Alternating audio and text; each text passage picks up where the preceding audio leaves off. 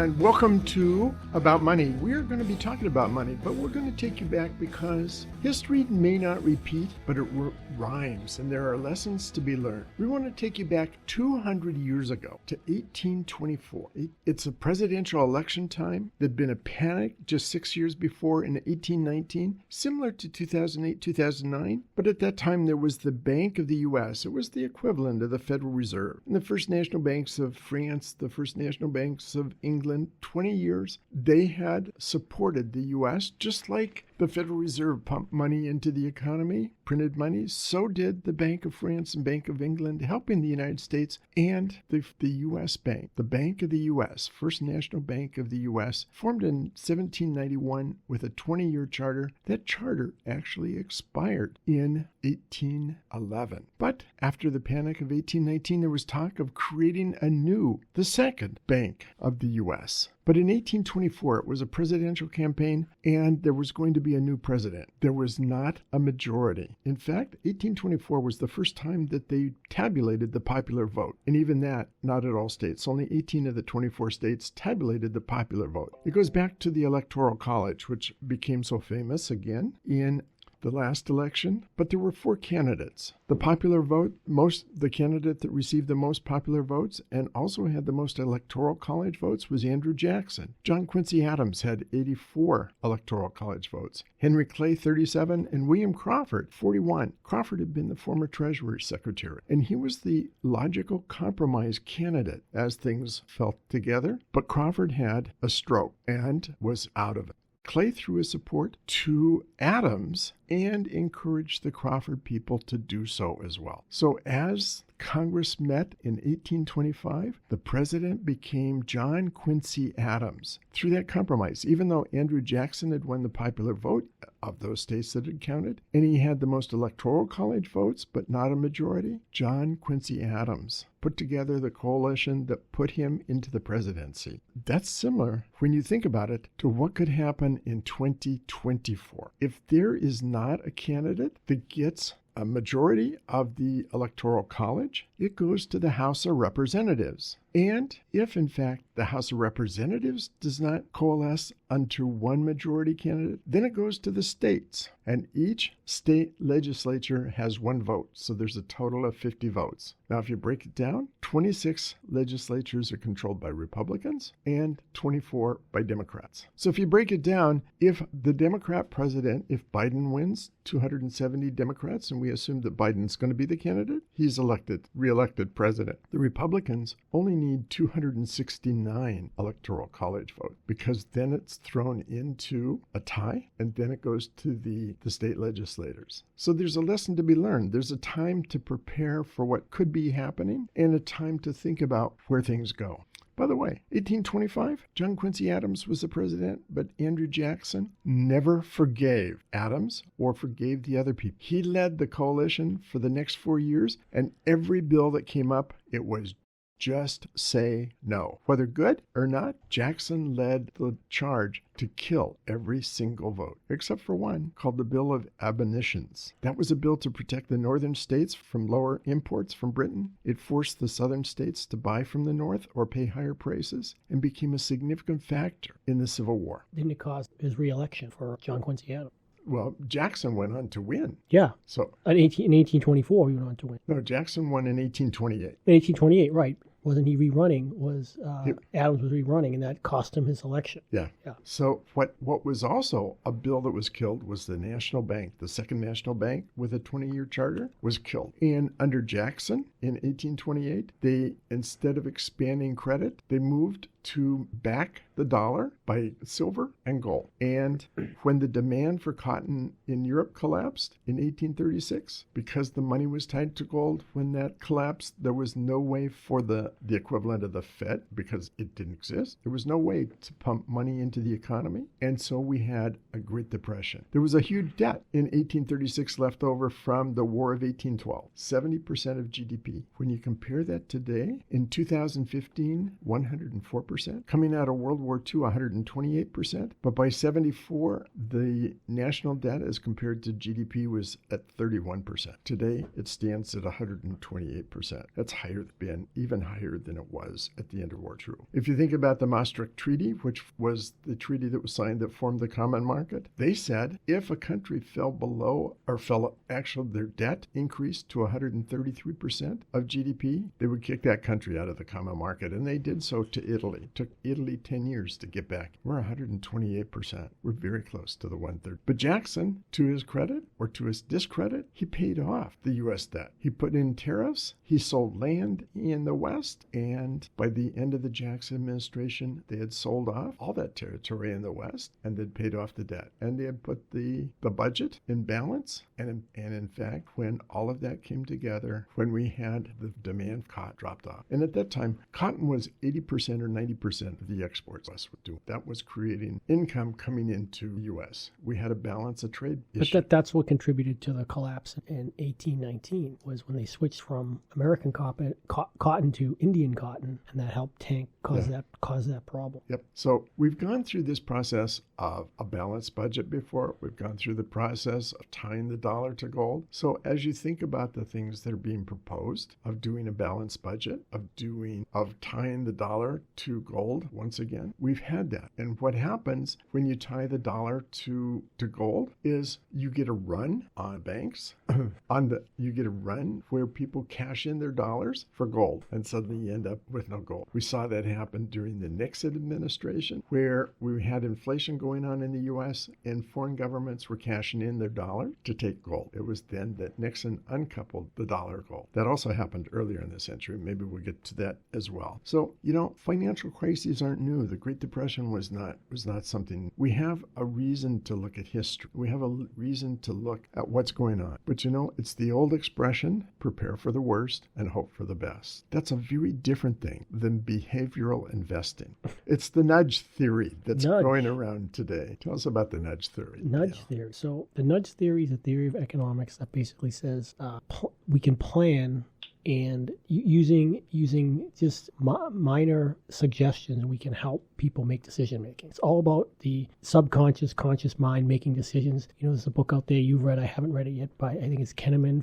Thinking Fast and Thinking Slow. And there's two sets of the brain that goes on autopilot, like when we drive and making decisions to take turns, and the one that says, well, wait a second, when we're coming down the road and we see it narrowing, that our subconscious kicks in and says, we need to think about how we're going to perceive going forward. Yeah. And those are the two juxtapositions that the brain is constantly like a tennis match going back and forth between. But very often people they call it thinking type 1 and type 2. Yeah. And very often people will make type 2 decisions thinking via their type 1. Yes. The type 1 is the thinking. And there's a reason for it. When we were back in caveman times, if you had a tiger, you didn't have a time to think, okay, so what are my alternatives at this point? No. It's a function of survival, how the brain works. Yep. We have nerve endings in the front of our brain. I think they call it the reticular activating. And it's basically we'll get back into it, but it's basically the fight or flight response. We'll talk more about it when we come back. Okay. About money with your AFC team, Mike and Al, on AM 1300, The Answer. For more information, click on adamsfinancialconcepts.com. We were just talking about nudge theory, and we got to talking about the flight response to danger is to fight or flight. Excuse me, I can't get my words out here. But if you want to learn more about nudge theory, there's a great book by Richard Thaler. He's a behavioral economist at the University of Chicago. It's called Nudge. It's a real simple read, so it's not real complicated. But we were talking about making decisions. We were talking about making quick decisions and making slow decisions. Sometimes people confuse a slow decision for a quick decision or a quick decision for a slow decision. And what you were just talking about with tariffs and these type of decisions that governments make, we've talked about it before, that now we're moving into this era of protectionism, of bringing stuff back. We're bringing chips. We're putting tariffs on countries where we're not selling chips to certain countries, China in particular. Are these type 1 decisions or type 2 decisions? These been thoroughly vetted and thought out, or is it just a reaction to what's been going on and saying, okay, let's stop doing that? They're mostly type 2 decisions, but the consequence of the result of unintended consequences is what people are not thinking about. And that's what I think people have to be prepared for. And most of the time, when people are looking at that, and when you hear broadcasters, when you hear the so-called gurus of the stock market, they tend to be overconfident, and they tend to base their beliefs mostly on the story they can see, even if they don't see very little. Even if they see very little, they fail to allow for the possibility of things which go way beyond. We're seeing that now with what's going on and the people predicting recessions. They've been predicting recessions for over a year, and they haven't happened because they base their story on what they believe and what they've seen before, without allowing for the fact that maybe things are a little bit different. Maybe things that have never happened before happen all the time. They end up in forgetting evidence which is critical to the decision. And, some of it is due to framing. I love an example, which is the odds of survival 1 month after surgery are 90%. That sounds a whole lot better than saying the mortality, the chance of dying after surgery is 10%. You must have read the book. That's in one of the examples in the book, Nudge. No, but that framing of right is critical to what you would say to a patient. We've all heard of the doctors with terrible bedside manner, who'd say, well, 10 people out of 100 die. Well, that's not what you want to hear, right?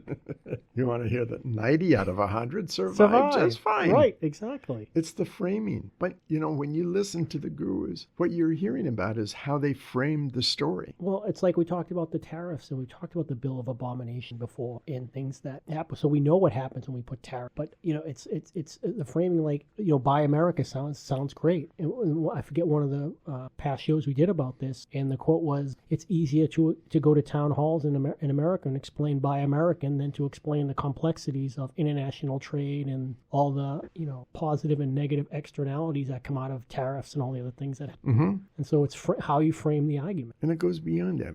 It goes to our type of thinking. It's where we think, because our heads don't have a real picture of reality a lot of times. Another example that I've used is that strokes cause almost twice as many deaths as all accidents combined. But if you ask most people, they'll say that accidental deaths are more likely than a stroke. I mean, that's an incredible statistic, because accidental deaths are only a small percentage of deaths. Strokes twice as much as everything else combined. It's like in the book Nudge, they use the example of gun, and they say that the majority of deaths by gun are suicide by far and away. Yeah. But that doesn't lead on the front page, and that's what you see is someone got shot here, someone got shot here. And the mass shootings. Yeah. And that doesn't mean that mass shooting we shouldn't deal with the issues around mass shooting, but to think that that's the major cause of gun deaths? No. Not true. The belief that tornadoes kill people than asthma. Not true. That one I haven't heard.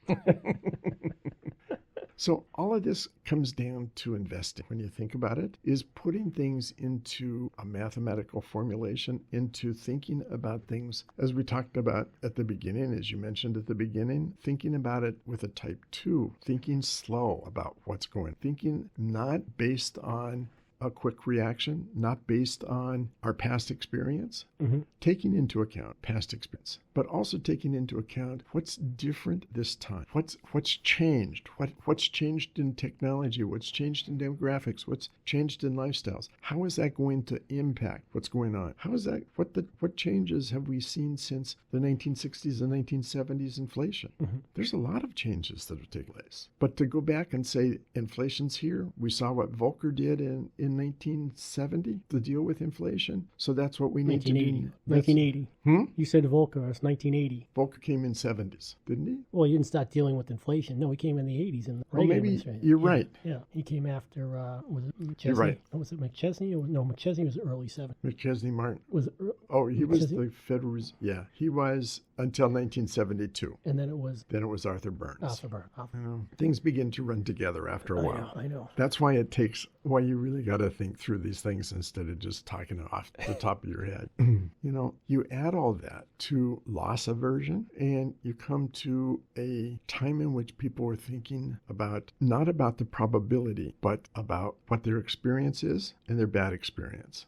There's an experiment a lot of people do is on a flip of a coin. If it comes up tails, you lose $100. If it comes up heads, you win $150. How many people would find that an attractive deal? Not many. Not many. Most people would not do that. But the chances are 50-50 that you lose, 50-50 that you win. It's a winning proposition. $150 if you win, $100 if you lose. But we have an aversion against loss. Add that to what we've been talking about, the framing and the thinking without getting all the evidence in. And the aversion of loss. It's twice or greater the aversion to gain. Yep. The study in the book they did was a similar, but they said it took $200 people to want to bet. Yep. So at $200, people are willing to take the chance of losing 200 with the 50%. Yeah, I would do that every day, by Yes. the way. I'm a mathematician, so I look at the probabilities of things happening. But and it didn't say how many flips you got, Mike. So maybe you just got one flip. I'd still take that. Yeah. I mean, I lose 100 or I gain 200 with a 50-50 odds. I would do that. Yeah. I'd do it for 150. But then that's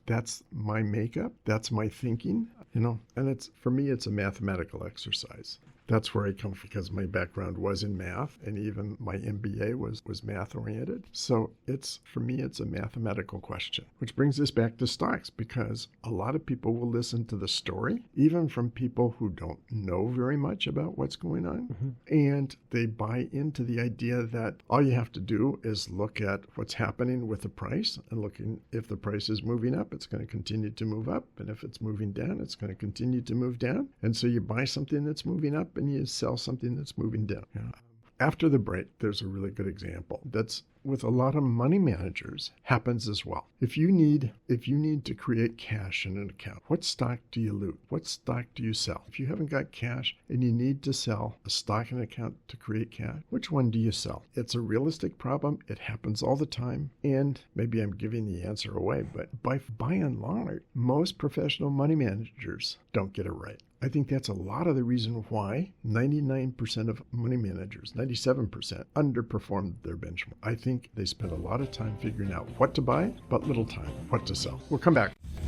So I'm coming back to the problem that I brought up. You have an account, you have to create cash, you need cash to come out of the account for whatever reason, and you need to sell one of the stocks in the account. Which one do you sell? There's actually a book that was written about it, Buying Slow, Selling Fast. It's almost like thinking fast, thinking slow, thinking fast. Buying slow, selling fast. It's a real life problem. It's been studied. And what happens is this. Suppose you have two stocks in the portfolio that you're considering selling. One is stock A. You bought it for $50,000 and it now is at $75,000. The other stock is stock B. You bought at $50,000 and it's at $30,000. Which one will you sell? You now have the two stocks. Stock A is at $75,000. You bought it at 50. Stock B is at 40,000 and you bought it at 50. Do you sell the winner? Do you sell the loser? Which one? Most of the time, people will tend to sell the winner. It doesn't matter at any point. The question is, which stock has the greater potential? It could be the stock that's the winner. It could be the stock that's the loser. The one that's down may have a greater potential to increase than the one that is way up. But it's a question of picking between pleasure or pain. It's really that simple. Selling the winner is a pleasurable event because you made money. And there's the old saying, bulls make money, bears make money, pigs get slaughtered. The idea that if you've got a really big gain, you should take it before it goes the other way. So people tend to sell the stock that's a winner, and it's a pleasurable event. It's always nice to tell your client, we made money on this. Not, I sold this, we're at a loss. Now, people at the end of the year will sell their losers for tax reasons, but during the year when you need to create cash, which stock do you sell? The one that's way up or the one that's down? People don't necessarily do much of an analysis to say, what's the long-term outlook for each of these? Am I better keeping B or am I better keeping A? It doesn't matter what the gain is or the loss is. It's all about which is the better choice. And sometimes, I have to admit, I've sold stocks that I thought had a poor profile going forward, and then something in the world changed, and that stock made a big gain. Nothing that makes you feel more like a goat than feeling, oh man, I should have kept that and sold another one. But the fact is, you never know. You don't know. Nobody. And if I had to do it all over again, I'd make the same mistake. And it's calling it a mistake is maybe a misnomer. If you just have two stocks, you could just sell both of them, offset the gain with at the loss and then buy the loser.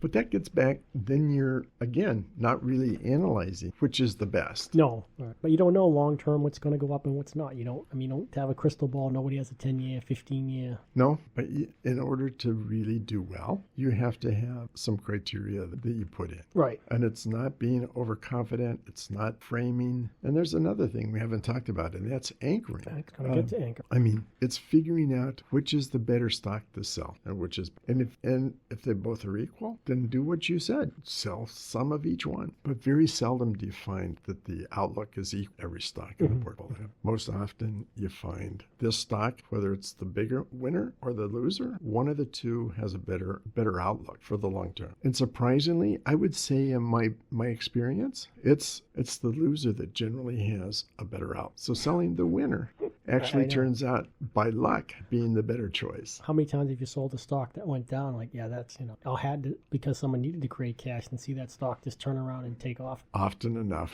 Yeah. I mean, just in stocks that I'm watching, I'm like, I'll see one just go down, like, oh, that's going to dog, and all of a sudden, takes off. Yeah. We have a stock in our portfolios, our client portfolios, where when I needed to raise cash, I was selling that stock because I decided the Build Back Better bill would never pass. But when it passed, the stock that I'd been selling that had a low profile took off like a rocket. Yeah. Yeah. It happens. No, and you talked about anchoring, and the book Nudge uses the example of talking anchor. Is that the example is they asked two people to guess the population of Milwaukee. One's from Green Bay with 100,000 population, and one's from Chicago with 3 million population. And of course, the one from Green Bay guesses a low number, and the one from Chicago guesses a really high number, because they're basically what anchoring is. They're stuck on where they live. That grounds them into what they're thinking, and they're stuck with those numbers. There's an example from Thinking Fast, Thinking Slow. They talk about way back in 1987, there were two professors from the University of Arizona, Gregory Northcraft and Margaret Neal, who decided to have some fun, and they invited some of the Tucson's. They lived in Tucson, of course. They invited some of Tucson's most respected and trusted real estate agents to an open house. And these were the true experts in Tucson on real estate values. They knew the market. They knew the value of local houses better than anyone else. And they asked them to inspect a house and gave them comparable sales prices they determined. So each agent got the same information except for one thing, the price. Some agents were told the listing price was $119,900, and others were told the price was $129,900, and a third group was told $139,900. And the last group, there was a fourth group at $149,900. They then asked the experts what they thought was a reasonable purchase price for the home. So the group that was told $119,900 said the home was worth $111,454. The group with $129,000 said $123,209.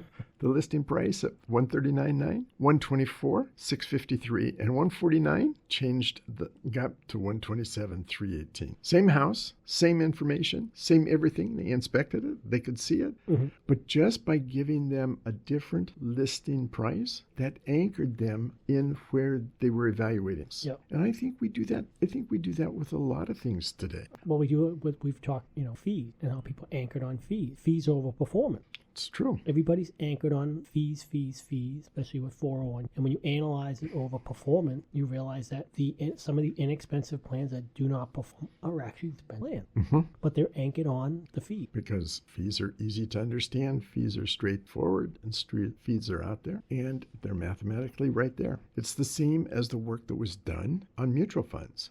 Everybody knows that lower fees in a mutual fund means better performance. It's a given. No question about it, except it's not true. FundX did a study where they found out of 10,000 funds, there were some 290 funds that outperformed. Of those 290 funds, some had really high expenses and some had low expenses. Some had a trailing fee, some didn't have a trailing fee. But the performance of the funds had very little to do with the fees of the fund or the expense ratio of the fund.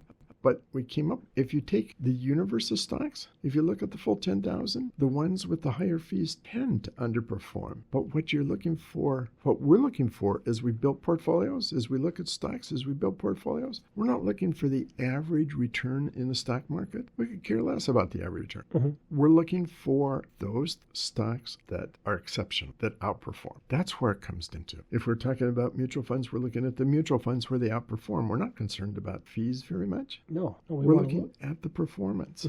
We're not investing in 10,000 mutual funds. We don't care about it. We're not investing in 100 mutual funds. We're not investing in 50 mutuals. So for us, it's not about what the fees are. It's all about this. And we're not anchored anywhere in saying that. We're not overconfident. We look at the numbers. We're not large cap, small cap, mid cap, foreign. We're looking at what the potential market is and where they are and what the total return is of a stock. And we don't want to label it. It's where it is 5 years or 10 years from, not where it is today, where it is 10 years from. Anyway, we're going to come back. We got a couple other things to discuss before we go away.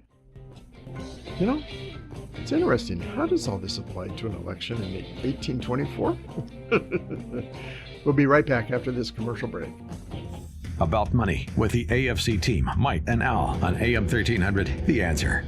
For more information, click on adamsfinancialconcepts.com. Before I forget, I want to take a diversion for a minute and talk about what we believe. We believe in giving back to the community. We believe that there's a lot of things we can do to really help the community of Seattle, King County, and the state of Washington. And that brings me to Play It Forward. Play It Forward is an event put on by Music Aid Northwest. And as a disclosure, I am vice president of the board, and the gala, Play It Forward, as it is in its current form, is my concept. So I really like it a lot. But what it is, it's probably the most fun gala that you'll ever attend. It is really fun, but it raises money for really important things. When we lived on Mercer Island, if there was a shortfall in the music program, the parents would get together, they'd write a check, it would be done. For people living in Omak or Union or Republic or Ritzville, that's not possible. If there's a shortfall, and there has been a shortfall in the schools for music programs and some of the other programs, but we're focused on just the music program, if there's a shortfall, the parents don't have the money to write a check. Instead, they cut back on what they offer, and we find that needs to be addressed. Play It Forward's raised over $700,000 for grants to music teach. The average grant size is less than $5,000. It might be for ukuleles for a school where 100% are children with subsidized or free lunches. I guess we call them subsidized lunches. The students can't afford it. The parents can't afford it. And these children don't have lunches unless they get them from subsidized lunches. And so there's no money for music programs. But we provided a grant for a few $1,000s to get ukuleles for those kids to learn an instrument. Not a big deal, but a very significant, very, very significant. So I wanted to raise that. The gala is coming up. It's called Take It to the 11s. Take It to the 11. What's the theme this year? Last year was what? Take It to the 11. Last year was it's 19... It's a thing out of Spinal Tap. 60s theme? It's a thing out of Spinal Tap. Okay, Take It to... Okay, now I got it. Okay. They had an amplifier, I know. and they said, what's the maximum? 10. 10. Ours goes to 11. And they said, ours goes to 11. That's the theme this year. Take it to 11. So it's... You and I are going to have the long hair wig. Yeah, that's hard for you. For you too.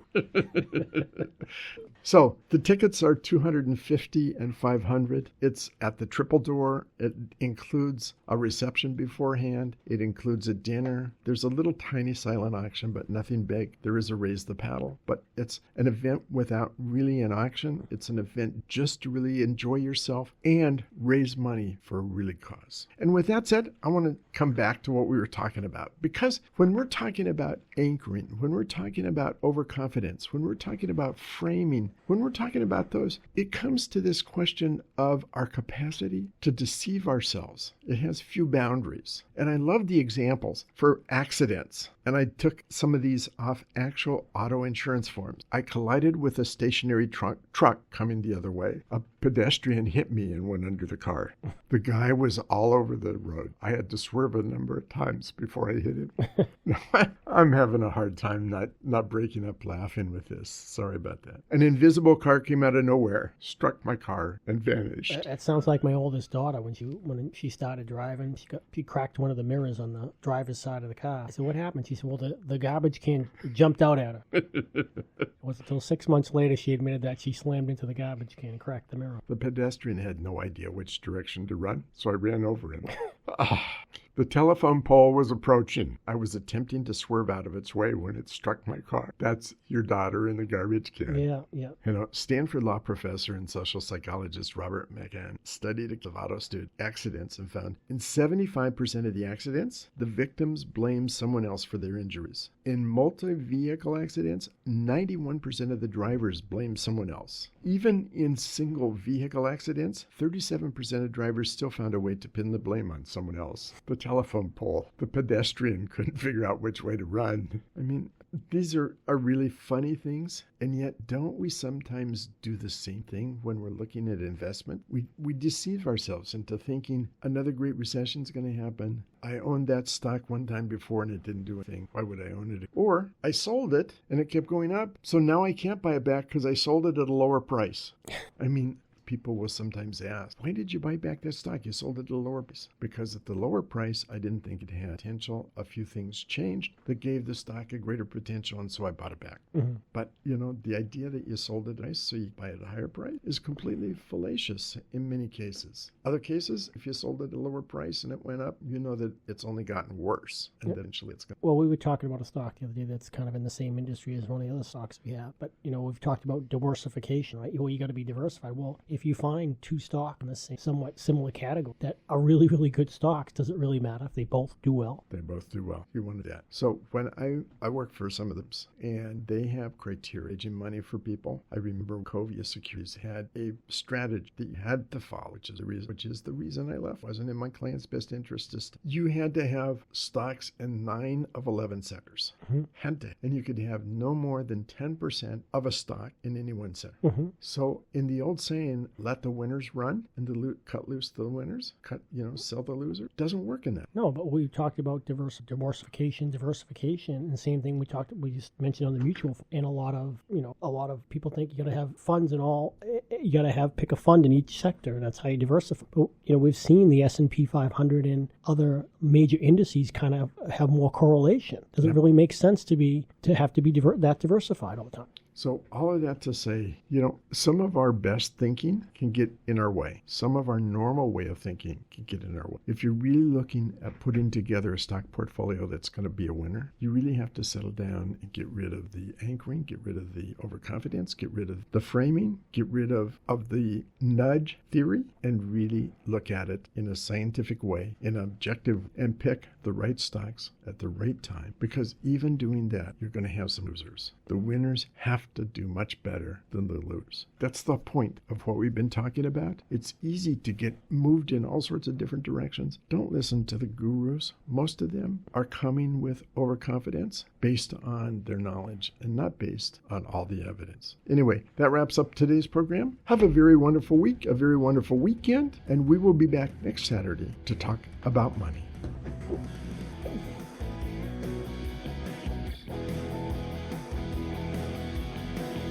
You've been listening to About Money with registered investment advisors Mike Adams and Al Souza.